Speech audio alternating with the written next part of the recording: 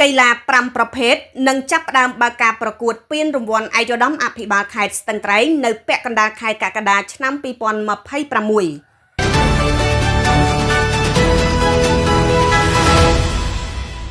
ចូលរួមផ្សព្វផ្សាយព័ត៌មានពិតដើម្បីបន្សាព័ត៌មានคล้ายៗនៅព្រឹកថ្ងៃទី2ខែកក្កដាឆ្នាំ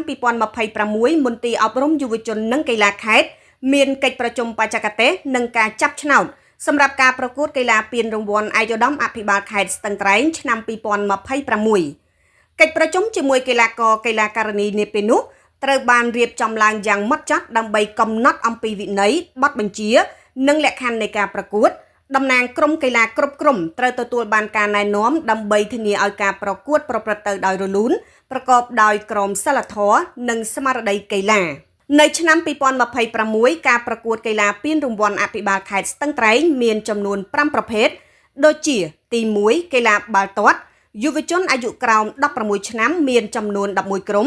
ទី2កីឡាបាល់ទះបុរសមានចំនួន8ក្រុមទី3កីឡាប៊ូលនិងបេតង់3នាក់ទល់3នាក់វិញ្ញាសាបុរសមានចំនួន38ក្រុមវិញ្ញាសានារីមានចំនួន11ក្រុមទី4កីឡាវាយសី2នាក់ទល់2នាក់វិញ្ញាសាបុរសមានចំនួន20ក្រុមវិញ្ញាសានារីមានចំនួន7ក្រុមទី5កីឡាអុកចត្រង្គមានចំនួន23នាក់សរុបក្រុមកីឡាចូលរួមទាំងអស់ចំនួន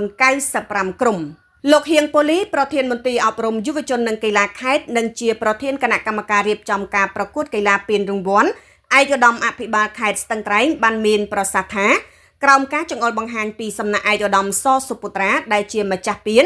គឺឲ្យមន្ត្រីអប់រំយុវជននិងកីឡាបង្កើតគណៈកម្មការរៀបចំការប្រកួតកីឡា5ប្រភេទសម្រាប់ឆ្នាំ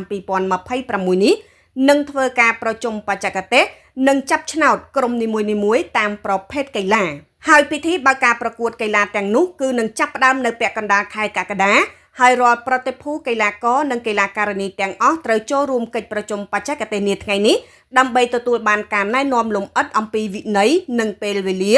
ក្រុមកីឡាករនីមួយៗត្រូវពាក់ឯកសណ្ឋានដូចគ្នាហើយក្រុមណាអវត្តមានពេលម៉ោងប្រកួតនឹងត្រូវចាញ់ដោយស្វ័យប្រវត្តិសម្រាប់កីឡាវាយសីអនុញ្ញាតឲ្យតែប្រជាពលរដ្ឋឬកីឡាករដែលមានទីតាំងនៅខេត្តស្ទឹងត្រែងតែប៉ុណ្ណោះចូលលេងក្នុងករណីមានកីឡាកររងរបួសអំឡុងពេលប្រកួតអ្នកនោះត្រូវលេងបន្តរហូតដល់ចប់ការប្រកួតទើបអាចប្តូរកីឡាករបម្រុងចូលជំនួសបានក្នុងករណីមានកីឡាករបម្រុងនៅក្នុងបញ្ជីលោកប្រធានគណៈកម្មការបានសង្កត់ធ្ងន់ថាការរឹតបន្តឹងនេះគឺជាការអនុវត្តតាមបទបញ្ជាផ្ទៃក្នុងរបស់គណៈកម្មការដើម្បីលើកកម្ពស់វិន័យសីលធម៌និងកិច្ចសហការក្នុងព្រឹត្តិការណ៍កីឡាក្រុមនីមួយៗតម្រូវឲ្យកីឡាករកីឡាការិនីចូលរួមក្នុងពិធីបើកនិងបិទយ៉ាងតិច 70% ការខកខានមិនបានចូលរួមតាមកូតាដែលបានកំណត់នឹងត្រូវទទួលការដាក់ពិន័យដោយព្យួរមិនឲ្យចូលរួមការប្រកួតរយៈពេល2ឆ្នាំនៅឆ្នាំបន្តបន្ទាប់នេះគឺជាការរំលឹកនិងការណែនាំដ៏សំខាន់សម្រាប់ក្រុមកីឡាករទាំងអស់នៅក្នុងការត្រៀមលក្ខណៈមុនពេលចាប់ផ្ដើមព្រឹត្តិការណ៍ការគោរពវិន័យនិងបទបញ្ជាផ្ទៃក្នុងរបស់គណៈកម្មការគឺជាគន្លឹះគ្រឹះនៅក្នុងការធានាឲ្យការប្រកួតប្រព្រឹត្តទៅដោយរលូន